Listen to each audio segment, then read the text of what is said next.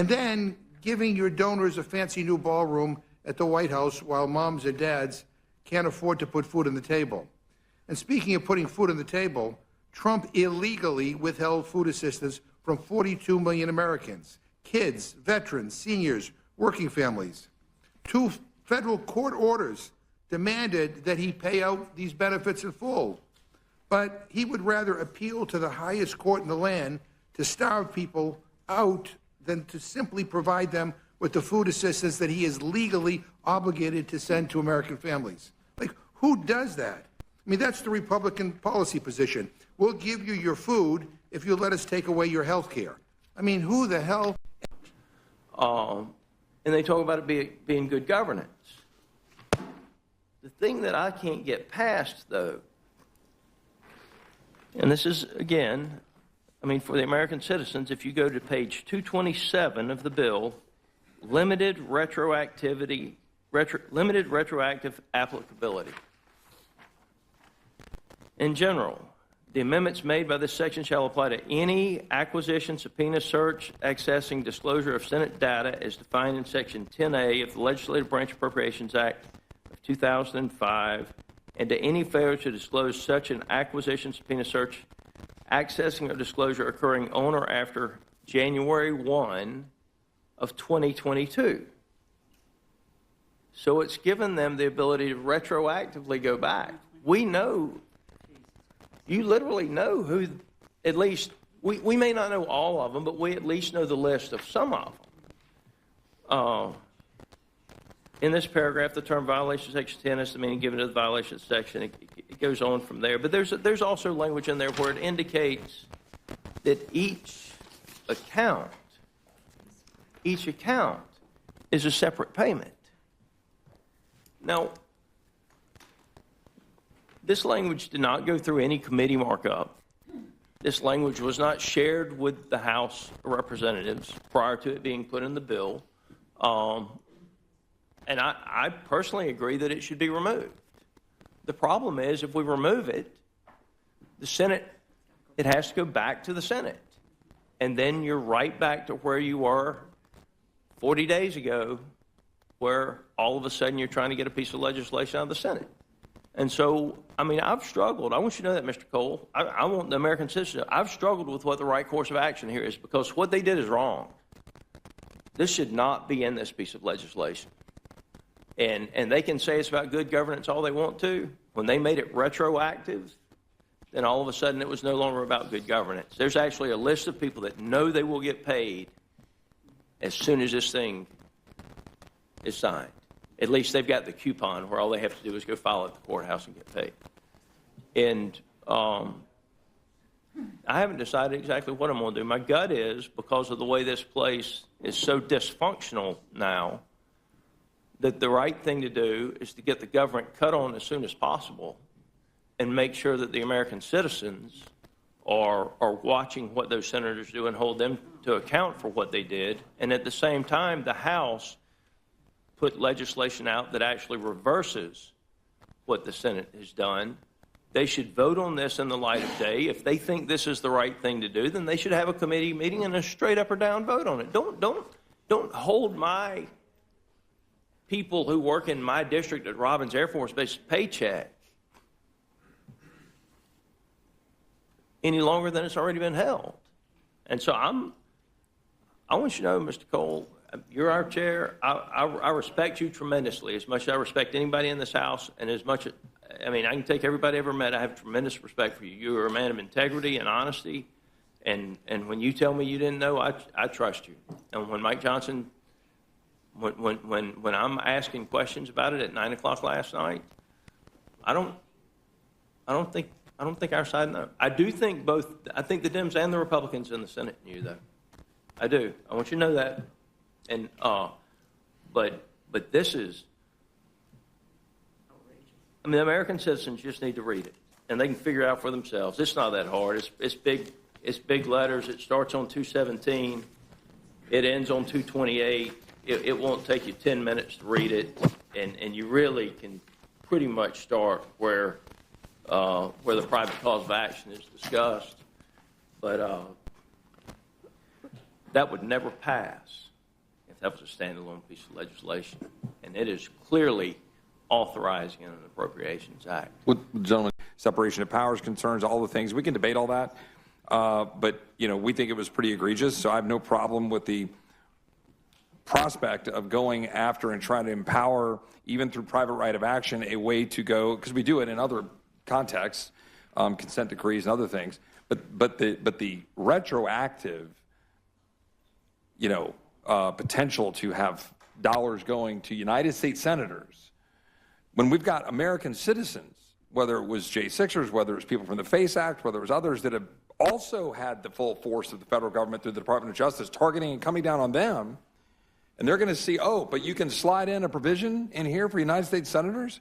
Like, it is beside my comprehension that this got put in the bill. And it's why people have such a low opinion of this town. I am torn also, the gentleman from Georgia, because we need to fund the government and we need to get this passed. And I'm trying to figure out what we can do to force the Senate's hand to say you're going to repeal this provision and fix it without amending it here to then delay the funding of government, which we want to proceed to go move forward with. But that provision needs to get fixed. And we need to find a way as a body to get it fixed as soon as possible. And I'm continuing explore the options tonight. I yield back to the gentleman from Georgia. Mr. Scott, would you yield? I just want to point out it's $500,000, and the way it's written, it is a minimum of $500,000. It is per line. It is and Ms. Ledger-Hernandez, I'll give you 60 seconds, but I think it's time. And we're hopeful that our Republican colleagues will join us and abandon the reckless policies that you all have pursued in creating this Republican health care crisis, including but not limited to what Republicans did in your one big ugly bill, largest cut to Medicaid in American history, ripping health insurance away from at least 14 million people. Hospitals, nursing homes, and community-based health clinics all across the country, including in rural America, are closing because of Republican policies.